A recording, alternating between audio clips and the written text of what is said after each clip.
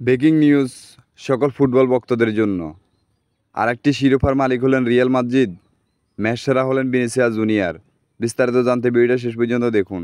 গতকাল রাত classical high voltage ম্যাচেই চ্যাম্পিয়ন্স লিগের ফাইনাল ম্যাচেই রিয়াল মাদ্রিদ মাঠে নেমেছিল ডর্টমন্ডের বিপক্ষে।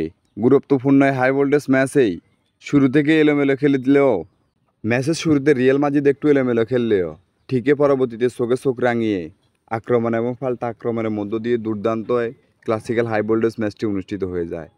রাজার মাথায় মুকুট থাকে, সেই মুকুট সরানোর শক্তি হয়তোবা কারো থাকে না, আর সেটাই প্রমাণ করেছে রিয়াল মাদ্রিদ। রিয়াল মাদ্রিদ হলো ফুটবলের রাজা, আর তাদের মাথা থেকে মুকুট সরে যাবে তা কী করে হয়? সে কারণেই তারা দুর্দান্ত খেলেছে।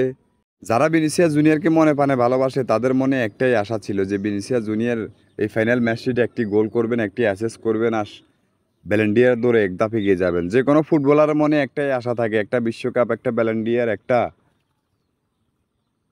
ম্যাচ সেরা হওয়া। আর সেটাই করিয়ে দেখিয়েছেন ব্রাজিলের এই Kalamanik Vinicius junior.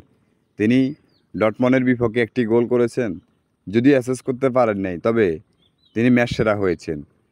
Ballon D or দৌড়ে আর এক ধাপ তিনি এগিয়ে গেলেন, আর সেটাই আশা করে তার হাজারো ভক্তে। রাজার বেশে তারা মাঠে নেমেছে এবং বীরের বেশে খেলে আবার রাজার মতো করে শিরোপা জয়লাভ করে মাঠ ছেড়েছে। খেলার পরিশেষে মাস্টারমাইন্ড কোচ কার্লো আনচেলত্তি বলেছেন 2024 ব্যালন ডি অরটা ভিনিসিয়াস জুনিয়রের যোগ্য।